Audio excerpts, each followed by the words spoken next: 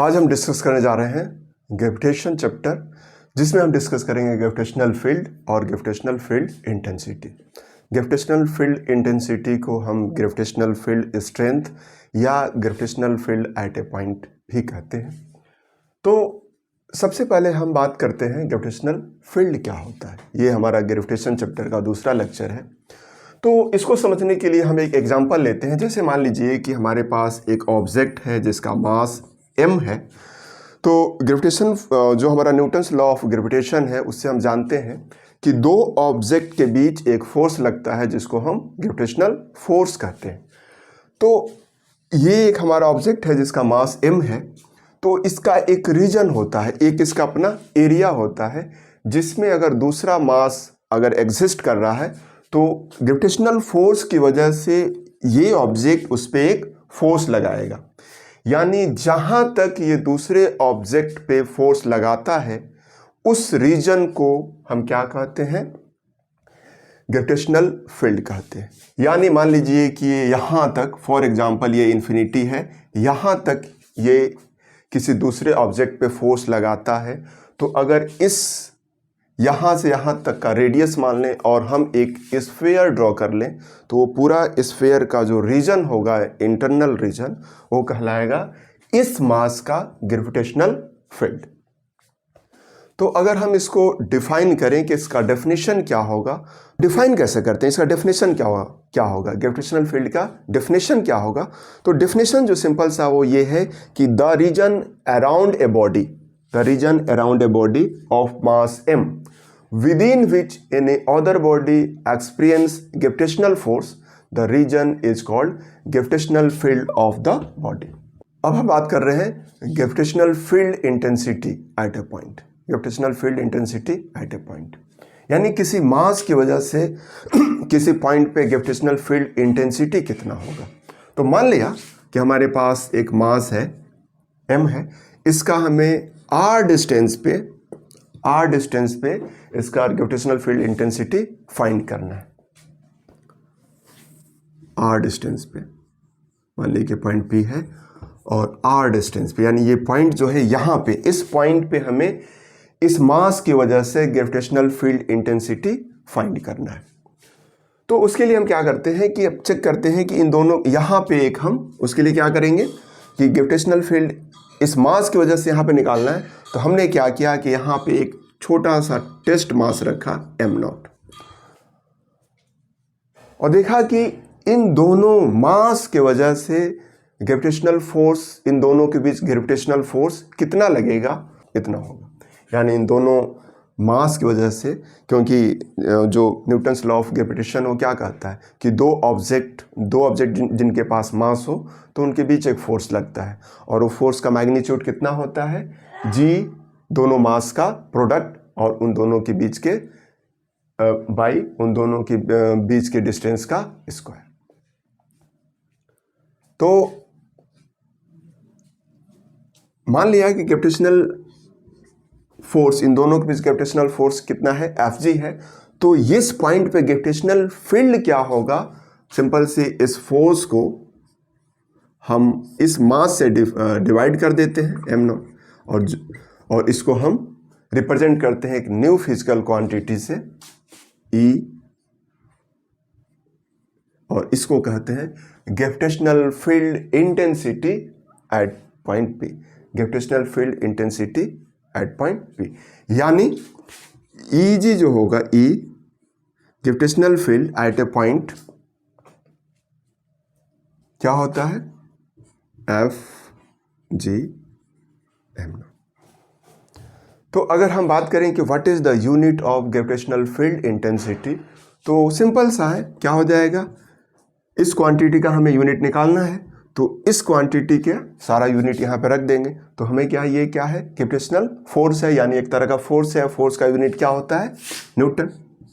और ये क्या है, मास है, मास का यूनिट क्या होता है, kg। यानी हो जाएगा इलेक्ट्रिक फील्ड इंटेंसिटी का जो यूनिट होगा वो होगा न्यूटन पर kg। क्या होगा, न्यूटन पर kg।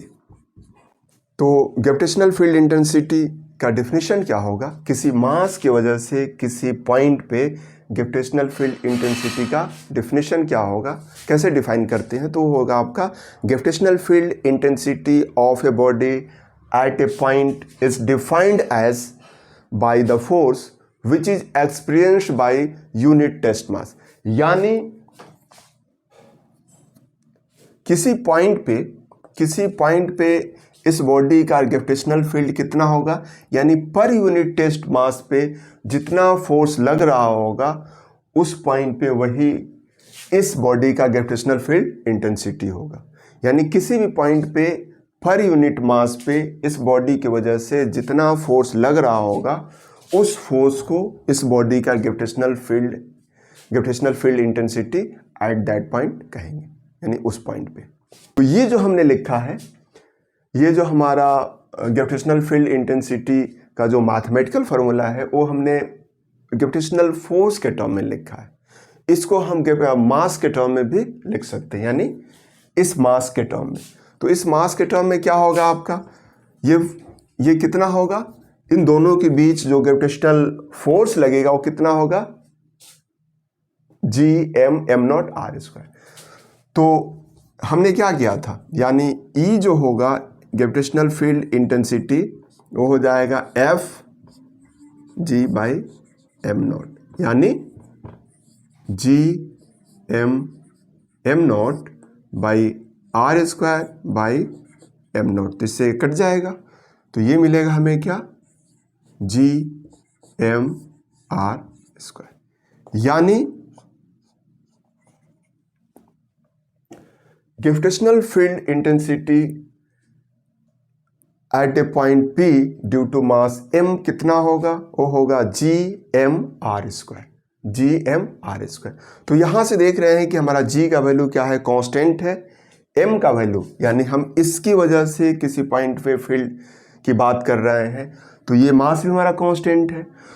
तो जो हमारा इलेक्ट्रिक फील्ड इंटेंसिटी है वो क्या है, R के इन्वर्सली प्रोपोर्शनल है, यानी जैसे जैसे इस ऑब्जेक्ट से हम दूर चलते जाएंगे वैसे वैसे इस ऑब्जेक्ट का ग्रेविटेशनल फील्ड इंटेंसिटी क्या होगा, कम होता जाएगा, यानी पर यूनिट मास पे फोर्स ये कम लगाता जाएगा।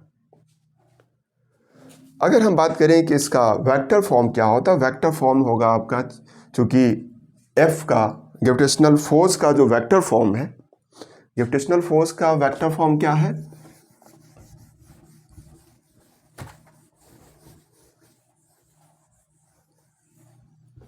ग्रेविटेशनल फोर्स का जो वेक्टर फॉर्म है वो है हमारा Gm(m)(r²),